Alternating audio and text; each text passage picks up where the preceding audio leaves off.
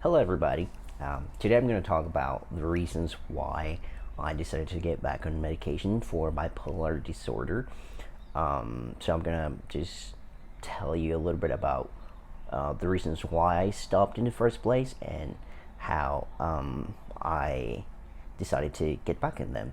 So I think I first made the decision to stop taking my medication about probably 3 years ago, which is a long time, and I had not realized how long it's been since I made that choice. And I think one of the reasons why I stopped was because I just felt overwhelmed, and I didn't think that the medications were actually helping me. I was on two medications that were Abilify for bipolar disorder and Wellbutrin, I believe, for anxiety and depression. I don't quite remember which one was which and what they did exactly. But yeah, when I decided to stop, I was going through a lot of things at home and mentally. I just was very unsatisfied with myself and my life in general. And Another one of the main reasons why I stopped the medication was because it was making me physically ill. I felt that after taking my medication, my symptoms would worsen. Because one thing about medications that are for bipolar disorder is that they can trigger your anxiety and or your depression, and your medication for depression and anxiety can trigger your other stuff, your bipolar disorder. So you have to find the right balance, and that's a very hard thing to do. It takes time, and I was quite impatient. But like I was saying, I remember getting physically ill, and I didn't have the energy to do anything. I was always feeling very low on energy, and I couldn't keep any food in my stomach because after I ate, I would just completely throw up everything I had just had. So I lost a lot of weight. So I thought the best thing to do would be to try to find a different solution, because I wasn't sure if all of this that I had going on in my head was because of something, like a chemical imbalance, or if it was cause for things that happened when I was younger. I wasn't sure if it was just a trauma reaction. So I decided to just take some time to study myself and come to a conclusion and see how I did without the medications, and if I could come up with better coping mechanisms. I should say that at the beginning I felt very good without the medications, because all this, dizziness and every other side effect went away almost after a week of ditching the medication. But I think it was soon after when I started having my episodes again, my bipolar episodes. And I did not stick to my word when I said that I was going to look for therapy in order to, find the answers within me. I did not do that. I developed a lot of bad coping mechanisms, bad habits, I would say, instead of coping mechanisms. Really bad habits, and they just worsened my situation, because then I was not just feeling bad about I was not just feeling bad about my situation, but also about how I was handling things and what I was doing to try to get by. I think the main issue is that I was always told that mental illnesses are not a real thing. So I felt like I was seeking attention. So it was hard to find, the root to the problem if I didn't even believe myself. Eventually, it started to get even worse because I was engaging in several, behavioral patterns that just were not appropriate, and even last year, I was still doing a lot of things that were just not, well, personally, for my own morals were just not good.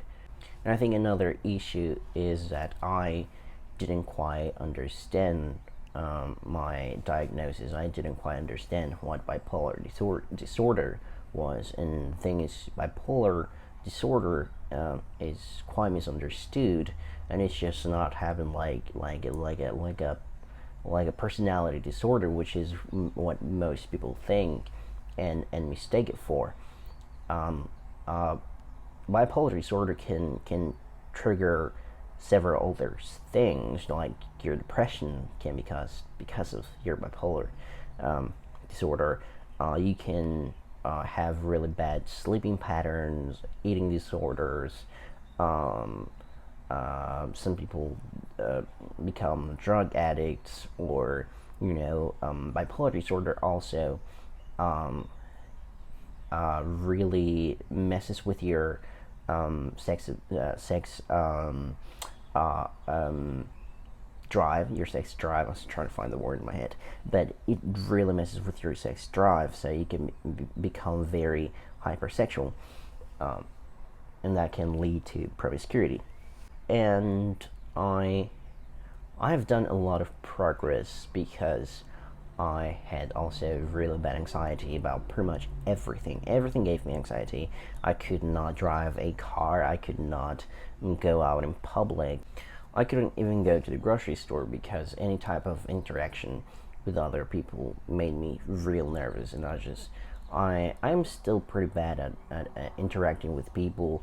I have tried different things. I started going back to I went back to school because I had dropped out of college 3 years ago, because of how bad my situation, my mental health was at the time.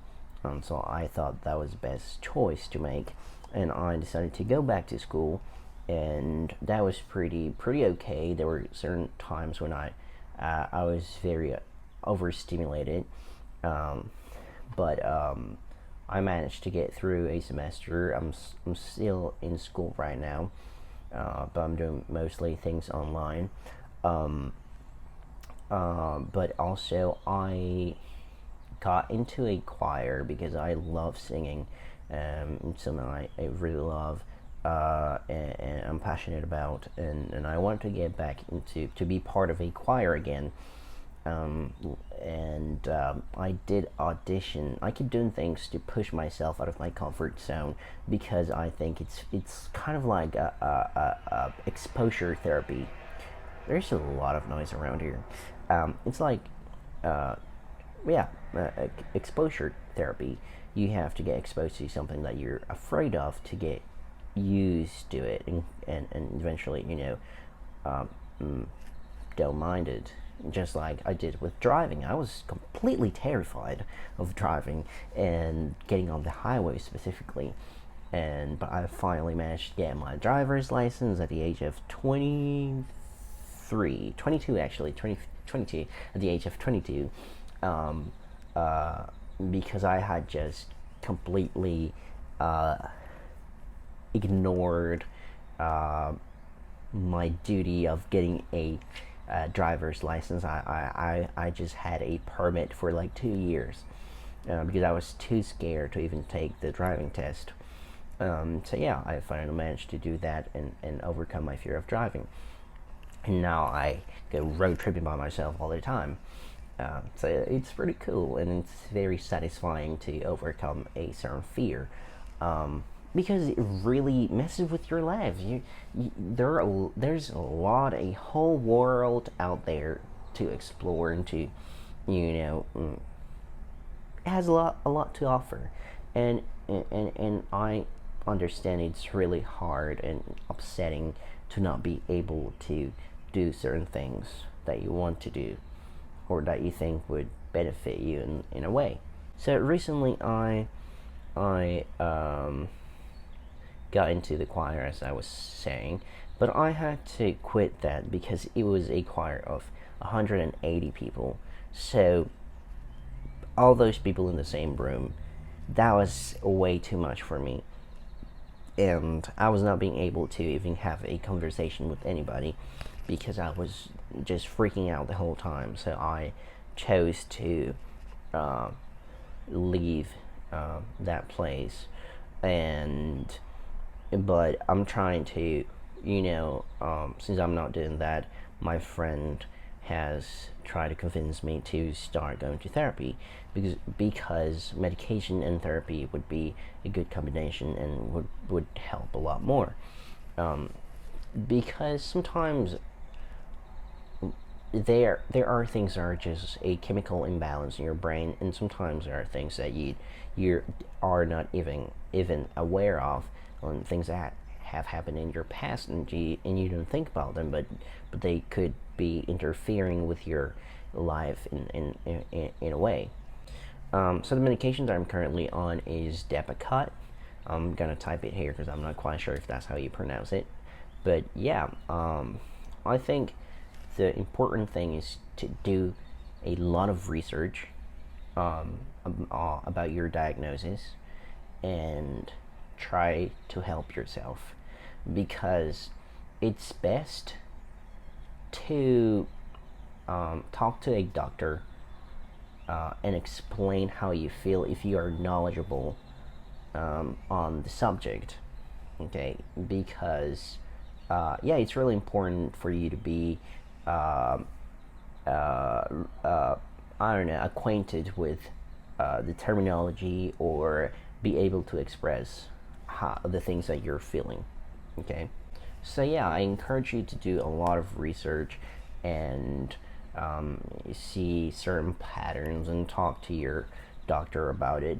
Do not self-diagnose, of course, but um, just yeah, see the whatever suggestions you see that may apply to you, and might help you find a solution or the right medication or the right, just help you make the right choice for you.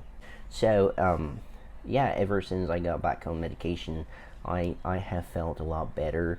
And the reason why I got back on medication is because, like I've mentioned already, I was just doing a lot of things that I was not happy with in order to cope. That they were just destroying my life more instead of helping restore what I was trying to fix. So I thought I needed the extra help.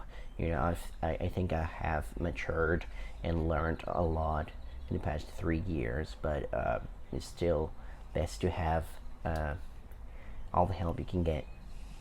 So that's the reason why I decided to get back on my medication, and so far it's working. I'm not saying everything's perfect and it's fixed, because it isn't. It's a process that you have to go through and put a lot of effort into it, and just don't be discouraged, because sometimes you're gonna have this you're gonna feel like you're making a lot of progress, and sometimes all of a sudden you're gonna fall back, and that's okay, because it's not gonna happen overnight.